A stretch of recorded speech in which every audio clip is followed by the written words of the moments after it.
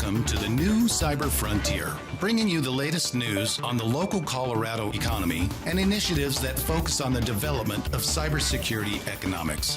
You don't have to be a computer or cybersecurity expert to get plugged in. Your host, Chris Gorog, brings it straightforward, asks the tough questions, and brings the cyber world to a level of understanding for everyone. Chris is personable and opens up with our guests on the issues we all would like to see addressed. You can find us on the web at www.newcyberfrontier.com. Now join our host as he introduces the topic for today's New Cyber Frontier. Welcome to today's episode of New Cyber Frontier. Today we're going to talk about some pre-penetration testing hygiene, I guess we'd say, because we have guests on today from BlackNight Cyber. Is a Colorado Springs company. We'll let Jeramie introduce, talk about what the company does and what you're doing, where you're at, and everything. But we have Jeramie Crabtree, who is the business development manager, and Josh Stinson, who is their cybersecurity practice manager. So they do a lot of pen testing, and we'll prelude what they're going to talk about, and they're going to tell you. And what did you tell me when we sat down? There are some things that need to be done before you have a pen test done. And don't call us until you do, a couple things. Right. And that's what we're going to talk about today. What do you need to do to save yourself some money before you call the high-priced pen testing team to come in? So, Jeramie, I'll let you take off. Introduce your company, what you do, talk a little bit about both of your background, and then pass it off to Josh and let him tell us about his background. Perfect. Like you said, my name is Jeramie Crabtree, and I'm the business development manager, work for BlackNight Cybersecurity International. My background is actually business relationships and managing those relationships. I've been with BlackNight Cyber for about a year and a half, and really our goal at BlackNight Cyber is to become a company's trusted advisor in terms of cybersecurity solutions and awareness. One of the biggest problems that we talked about and that was alluded to is that we see a lot of companies that call for a pen test right up front before they're even aware of what their security policy is. That's what we're trying to help companies to avoid, is to be prepared when we come in there to visit with them and assess their situation. So Jeramie, what's your background? How did you get to where you're at? So my background is basically, I started out doing recruiting, relationship management there, and then I started moving into business development roles. I've always been in a sales-related role, one way or another. BlackNight Cybersecurity came up, and the opportunity was there with one of the sister companies, and so I volunteered to take the business development on, and it's been an adventure. Cybersecurity is an exciting place to work. I've been learning along the way because I'm not a historically technical person. So I've had to learn along the way, like a lot of people do in terms of cybersecurity. Josh, on the other hand, he's our guru over here at BlackNight Cybersecurity. So, So Josh, talk about this guru thing. I don't know anything about being a guru, but I've been doing IT security, now we call it cyber, for a good 20 years at least. I started when I was in the Marine Corps. Just turns out I have a knack for figuring things out, breaking things on the network, and figuring out how to secure them. So I guess my background is primarily research and development in the security side. I ran the IA lab out at MBA for about 10 years. So what does that mean? Is that software development? Is that network? No, it's everything from, say we want to implement a new firewall. We put that in the lab and we do every possible thing we can think of to break it or get around it. So every possible scenario, right? Right, yeah. You're kind of like it's an internal lab pen test against that equipment before you put it in your environment. So I saw this comic the other day, and this guy it was a digital aquarium. It was funny because he had a demonstration of all kinds of computers linked in a network, and he was introducing viruses and timing how fast that they would, propagate from one to the other. And he was like at the glass tapping, and he go, "Come on, little guy, come on, little guy." And it was like the fishbowl for techie guys. The things that interest us, huh? Right? Right. All right. Well, let's take a break. We'll be right back after we hear from our sponsors. We'll be right back with the rest of today's show right after these brief messages from our sponsors. Cyber Resilience Institute helps build strong cyber communities designed to prevent members from attack. Like building a neighborhood watch, it takes coordination and a sharing community to protect our identities and valuables in the virtual world. Typically, we hear that organizations know they need to do something to protect their cyber assets, but don't know where to begin. Let Cyber Resilience Institute help your community create an action plan. Cyber Resilience Institute will build your community or business marketplace so that it is designed to support a collective cyber defense. Contact them for more information at cyberresilienceinstitute.org. Welcome back. We're here with Josh and Jeramie from BlackNight Cyber. I keep wanting to say Dark Knight because the Batman theme. It just sounds cool. It just kind of rolls off my tongue a little better. But they are here because they do pen testing, and they go in. They charge companies a lot of money, not really, but to do some pen testing. And people call you before they even. Just as a first thing, come in and check my network. But there's all kinds of things you could do first to save some money, basically, and get some things done yourself out of the way. And that's what we're going to talk about here today. So you guys have come up with a list, and I'll let you kind of run with each one. Let's talk about, the first one, that know your risks. So talk a little bit about that, and then kind of just, they're by numbers. So just kind of go through as we have like 10 or 11 of them. Here are the things to do before you call your high-price penetration testers. Josh. Well, Number one, right? Right. Well, you got to identify what's important for the business. Your, we said crown jewels earlier. Identify, pieces of data throughout your network that you need to keep safe, right? And then figure out the measures that you got to take in order to keep it safe. So have a list of those, right? Right. Like 1 through 50. Here's my most number 1, 2, 3, 4, 5, 6. And that includes the aggregation. So if you have a whole bunch of individual records, that might be high up on your list, or the company's process for some kind of know-how or an IP type of thing that isn't public yet. Yeah, I would say start with a list of your databases, a list of usernames, passwords, if there are any that are commonly used. Stop using common passwords. So databases first, right? Right. That's all in part of identifying what it is that you need to protect. Yeah. Right? What's at risk? What happens if somebody gets access to your database? What do they get out of that? Is it PII?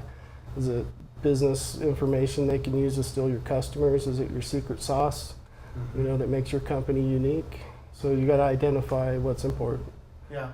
And then number 2, you said maybe find some freeware, software tools, and you had some examples. Right. Nmap is a good way to start. If you have an IT person that's comfortable on the command line, that's what I'd prefer. They're going to get a lot of text back. They got to be able to interpret that. So have somebody internally do this first and get the mess of data back, just to start looking at what is happening. There are some free scanners out there. OpenVAS is one that you could use. Just scan the entire internal network, or however many internal networks you have, all of your IP ranges. Yeah. Scan that, look at the results, pick out, concentrate on the criticals, the most important things first, whether it requires installing a patch or taking down a service, closing a port, something like that. There's a lot of really quick, easy things that you can do to make that overall security posture. Try and catch the low-hanging fruit there is what I'm hearing, right? As a friend said to me yesterday, the 20% that's causing the 80% of your problems, right? Okay. Focus on that. Yeah. So number 3 was... Can I back up to Go number ahead. 1, Did you have actually? something on that one, Jeremy? I did, actually. On number 1, if I could back up a little bit. I apologize. But No problem. knowing your business risks also implies what your PR risks are, right, if you have a breach. So a lot of times, and this is for the executives out there, a lot of times when executives view cybersecurity, it's a cost center. And it's something that they're not getting a return on that investment for.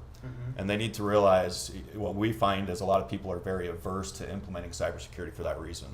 And so what we find is that a lot of people need to realize that these are risks that how quickly could you recover from a breach? because it's not going to be too long before that breach becomes public.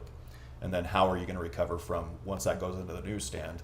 What's going to be your recovery process then? Would you rather have someone come in and help you, then you have someone on the ready that can help you through those solutions, right? Or are you going to panic and then go to the first person and not have preparation ahead of time? So as part of that risk, a disaster recovery plan, at least a Right. thought about how we're going to talk to our experts when they come in Exactly. and tell them how to help us. Okay. So I think we were at number 3, which was to deal with your regulatory. So talk about what you run into when you come in. People are not prepared for knowing about where they stand with regulatory requirements. Usually what I see is a company has a good grasp on what the industry requires or mandates for them. I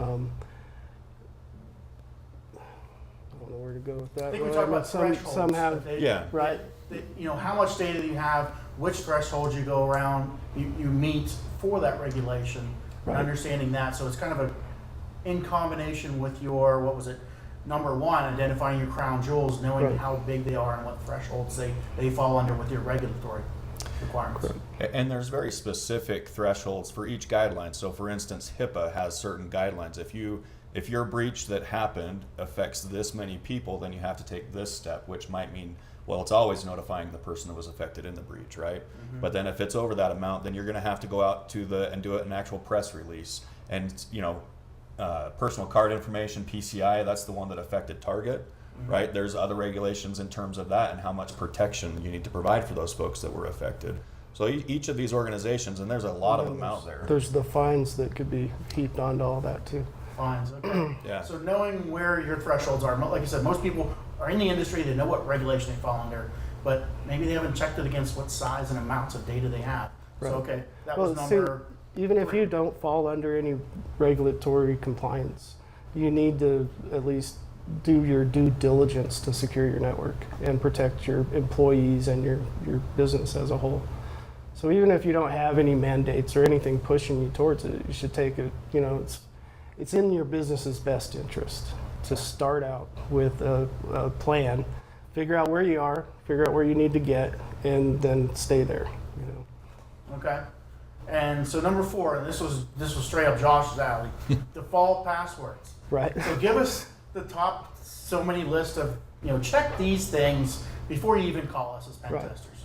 One of the first things I do when I'm doing an assessment, as I'm on the network, I run Nmap, look for anything running HTTP or HTTPS. And I get a list of those IPs, and then I pull up a web page and go to those IPs. Most of the time it's a camera, a printer, a router, wireless routers. And almost every single one of them has a default login. So admin with no password. If you have those devices on your network, go out and check configure them. Yeah. Configure them properly so that only the people who need access have access. Okay. All right. And then we got into operating systems.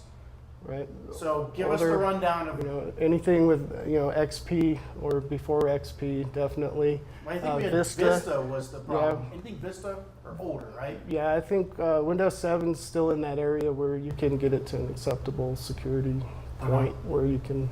So your recommendation is, before you even call a pen tester, get rid of anything Vista or older. Right. Upgrade or renew. I'm sure there's cases out there where businesses developed a piece of software, a proprietary software that can only run on XP, right? Moving it to Windows 7 or to a server platform would break So in that case... Right? In that case, yeah, we'd just have to take another look at that system on other ways to protect it. Or unplug it from the network. See if you can do that. Would that be a good Well, if start? they still need that proprietary software running, then... As I was saying, if you have a piece of software designed just on XP, and you can just unplug that from the network, that might be the route that you would end up recommending anyway.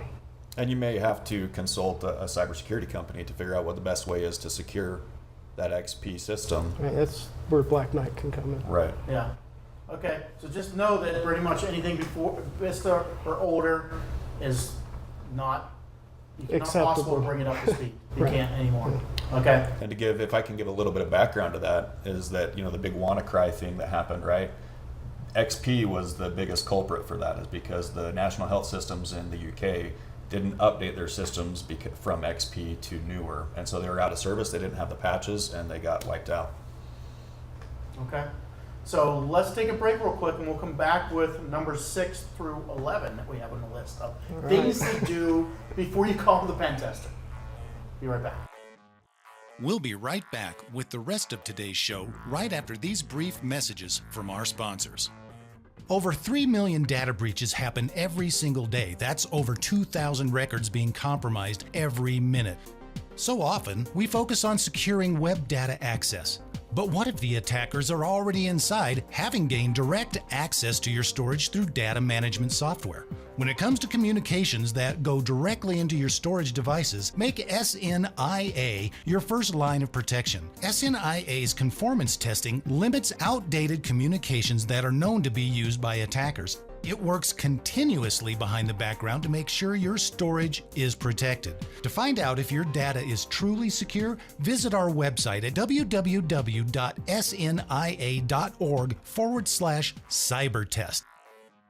So welcome back. We're talking to Josh and Jeramie here still. And we're on number 6 now, which is... Check for unknown access points, meaning wireless access points for sure. That could also be any kind of hub or router that somebody has brought in and plugged into your network that you're not aware of and you don't have control over. So this is Jim in his office, wants his own Wi-Fi, so he plugs it into a router and boom. Right. Right? And anybody that walks by, even outside the building, has access to your network? Possibly. If he leaves it unconfigured and it's an open wireless network, yeah. But hopefully they at least took some measure and did a WPA2 passphrase. So hopefully, we all right. know But that see, hopefully is even in that correct. case, I mean, the point is that you no longer have full control over your network. Yeah. Right? You have another piece, a rogue device hanging off of it that somebody else controls. Right. So if you found that with, other than wireless access points, could that be switches, routers that Right. somebody's put Exactly. It could be just about anything. in? Yeah. It could be, you plug your, or even, put your phone on their wireless network and then share your phone out through a PAN with a Bluetooth network. So you ever had anybody do like a VPN or a PPOE to a home network? Have you ever seen that one? Well, I haven't seen one lately, but I know that's very common. Yeah. I mean, it can happen easily, right? Okay, so check for those unknown access points. Would that be just walking around physically looking for stuff, asking people, or is that, you're not using a tool yet, you're kind of just at the level of employee honesty at that point, right? What I do the Nmap scan. I gather all the MAC addresses. I run that against the MAC address lookup database, so I can determine what devices those MAC addresses are Well, that's for. you when you come in for the Right. penetration testing, man. When they're Well, walking around that's looking when for I do these- an assessment, Yeah, okay. right? Because there's a difference between an assessment and a pen test. Okay, Right? The we'll get to that. assessment, I think that's like right. number 11. Right. Yeah. Right. Okay. So number 7 now. Bring your own devices. Right. Well, that was the case where somebody brought their own device, then you weren't aware of it, right? Where they connect up, and now there's an access point that you have no control over. For a business, if you're going to allow people to bring their own devices, you need to ensure that you have some sort of policy written up that they sign and agree to, right? And then it's what would you call it, a user agreement? But I mean, that doesn't really, that leaves everybody kind of their honor still. Exactly. We have to decide, you have to decide before, you get too far as a company. First of all, do you even allow people to do this, or are they just doing it to just take the liberty? So you have to determine what your position is on it. And that's really what you're saying here is you have to be able to tell us what do we want to do as far as bring your own device. Is there a business need? Say that again? Is there a business need? Is there a business need? Yeah. Right. Yeah. And if there's no business need, then there's no business having people bring their own devices. Okay. Right?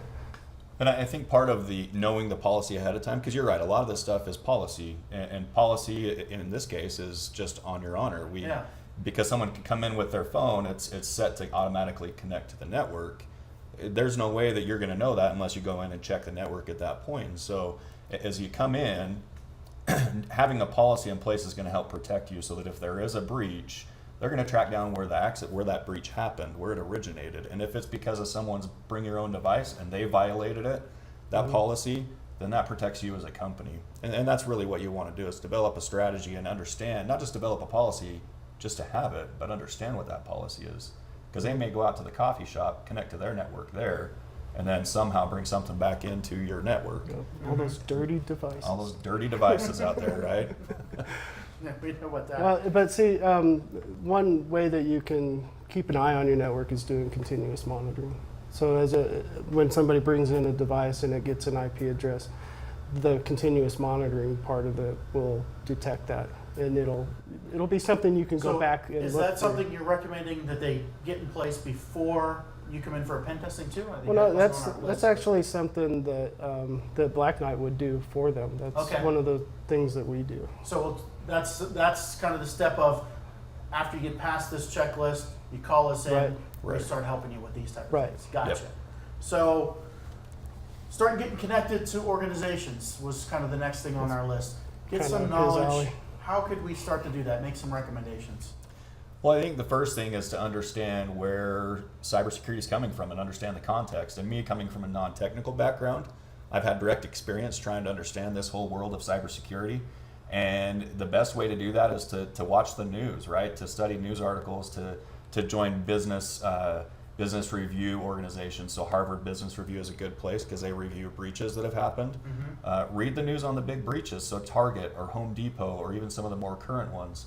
But there's all kinds of groups on LinkedIn. There's a CISO executive network that you can go on, and they talk about these common issues that affect the So executive get connected level. to groups that have feeds Correct. of information coming out. Correct. To be aware. Yeah. Okay. Be active in the community, the cyber community. And the local, you know? ISSA was a recommendation Yeah. that you guys had made, is get connected to the local professionals that are doing it, attend a couple meetings. Exactly. Right. And that's the important part. Also, in understanding that is that you don't want to be taken advantage of by a cybersecurity company that comes in and gives you something you don't need. And when you read these use cases, you're going to see what other cybersecurity companies did that was good. You're going to see some cybersecurity companies that failed. And that'll give you more education in terms of what questions to ask, what strategy you're going to take, and how you're going to develop that and deploy that strategy. Okay.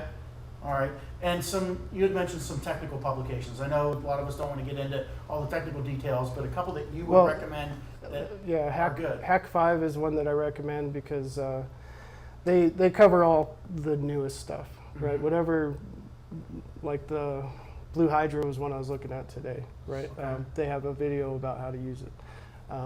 They're current and they're somewhat entertaining, right? Just go out there and check out hack5.org. You've learned everything right? you know from them. Right. Yeah. So, well, that's the first one. There's tons of podcasts out there. And you that, mentioned cycle through. CyberWire is another good publication. Yeah, New CyberWire. Cyber Frontier, obviously. Obviously. Yeah, Right. definitely New Cyber Frontier. Right? And anything else you might, and these might be, you might even recommend it. Get your technical guy involved with these. It might not be, if you're the executive, get one of your IT guys and say, hey, start being involved with these type of things. If you're an IT guy and you know the cyber world is coming down on you now, go to places. Overthewire.org is a great place. Go and start on Bandit. That's the first level of learning how to hack things, right?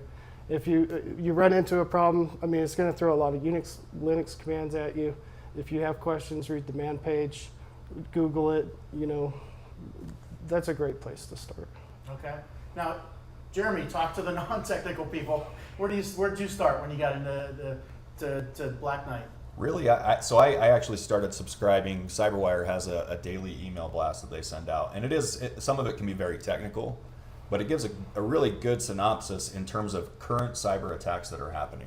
And that's what I really like, because, I mean, let's be honest, cyber is happening at a speed that's unprecedented before, right? There's changes that are happening. WannaCry developed over a period of a week, and you know, completely annihilated some networks. And so what I have found is, as I subscribe to CyberWire, I understand probably about 60% of it.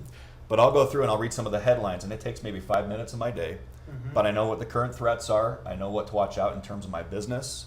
And if I was an executive, I could go ask my IT guy and say, I may not have any idea of what the newest threat is, right? I just read the headline and I go ask my IT guy or my security company that's our trusted advisor, hey, are we addressing this threat that's coming through? Awareness is the key. You don't have to be a cybersecurity expert at the executive level, but you absolutely should be aware of the threats that are out there that could possibly come in and attack your company. Yeah, yeah. And the last one you come up with was, before you get a pen test, get some assessments done. And talk about that and the value of getting something like that versus just flying into a pen test and might come back with 200 pages of stuff that you'll spend 2 years going through. Right. Well, generally, pen tests do cost you more. Doing a base level security assessment of your network, it's, I don't want to throw numbers out, but it's much cheaper. Probably, you probably spend 2 to 3 times as much on a pen test, when what you really should have done first was a security assessment, right? You do And it. then you'll have lots more to weed through, and you have to do more pen tests anyway, right? Right, and then you got to come back for another pen test to see how well you secured your network after they just ripped it apart, right? When really, if you do a security assessment first, it gives you a very good idea where you're at. There's a lot of low-hanging fruit that you can fix right away. And then when a pen tester does come in, they got to search and they got to try a lot harder, right? You get more bang for your buck in the long run. But even like if you do a security assessment and you fix everything that you possibly can, you set up continuous monitoring, you add the threat intel piece so that you're ahead of the game, and you have somebody monitor and keep track of that continuous monitoring system, then you can keep yourself at an even security level, right? And then somebody comes in to do a pen test. Now you're finding the very unique and hard to spot vulnerabilities. You don't have to wade through all the low-hanging fruit that you've already taken. Right. What's the point in? When I go in and I do a security assessment, I find a webcam that has default logins. That's technically in a pen test. They would get in there and they would make changes and configure it the way they want, or they just would do whatever they feel is necessary to prove the point. Whereas all you really need to know is that, hey, this has default credentials. Right. Change the password. Yeah. Right. And what you really want to get to when you get a pen test is you want to make sure, because they're going to come in for a certain amount of time and do work for that period of time. And you want to make sure you're getting as much for your money as possible during that time. And if you're already, in your mind whether you're, or in your company, within your company, whether your cybersecurity is good or not, right? Whether you have your posture is high or whether it's low. And if you already know that it's low and you have them come in and do a pen test, you're really just wasting money. They're going to tell you similar things that you'd get on an assessment, but the assessment's going to be a third of the cost. Mm-hmm. And so when you invite someone in to come do a penetration test, like Josh said, is you want to make sure that you've already taken care of all these other security parameters that are easy, to be honest. Give them a challenge. Yeah, give them a challenge. Make the penetration, make the hackers work for their money. Yeah. Right. Okay, so now that we've got through your list of 10 things, do this before you call the pen testers. You guys offer these services. You see these customers, these clients all the time. Tell us about your company and how somebody can reach out and get a hold of you should they come to that point where they've gone through this list and they're ready for that service. Absolutely, and again, I want to thank you for having us on the show. Oh, thank you. Sure. But BlackNight Cyber, we do offer these services, and one of our biggest frustrations that we run into when we talk to customers or potential clients of ours is that they are, the big word in the industry right now, and even outside of the industry, is penetration testing. If you don't know anything about cybersecurity, you hear that word and you contact a cyber company and say, hey, I need a pen test. Well, okay, do you have these things in place first? And they come to us and say, no, we don't have that. Okay, well, you don't need a pen test right now. And I think that's, Josh Moulton over at Louisiana State talked about this. He said, the problem is that people don't know where to look first and how to start that. And cybersecurity companies, a lot of these startups are saying, well, we'll come in and do a pen test, and we'll charge you a bunch of money for that. And we don't want to do that as a company. We want to help someone become secure and provide a whole solution. So we come in, we do this initial assessment, find out where you're at, improve your security posture, and then implement solutions along the way. At the end of all that, when we feel like you're reaching a point where you are, there's no such thing as 100% security. Mm-hmm. But once you're reaching that point, then we can talk about a penetration test. The other thing that we believe very strongly in as a company is collaboration. One of the biggest problems in the industry right now is there's this feeling of competition among cybersecurity companies. And that's a challenge that I think needs to be overcome because there's so much work out there in terms of cybersecurity. And so what we like to do is really to utilize our partners and work with other companies that are strong in the industry and help to provide our clients a better solution. Because honestly, we want to become that company's trusted security advisor, right? Okay. Right. How would they contact you? Website, email? Website is BlackNightCyber.com. It's with 1K. And you can contact me via email or Josh. My email is Jeramie Crabtree, or excuse me, I always give out my personal email. Don't email that one. It's J Crabtree, and it's JCRABTREE at BlackNight Cyber, and that's BlackNight with 1K. Cyber.com. Yes. Okay, and that's how you get a hold of them. Thanks for joining today, guys. Definitely some value add to people. Wait, stop before you get a pen test. Some other things you need to do. But thanks for joining today. Thank you. The views or opinions expressed by me during this podcast are my own and are not those of my employer, Colorado Technical University.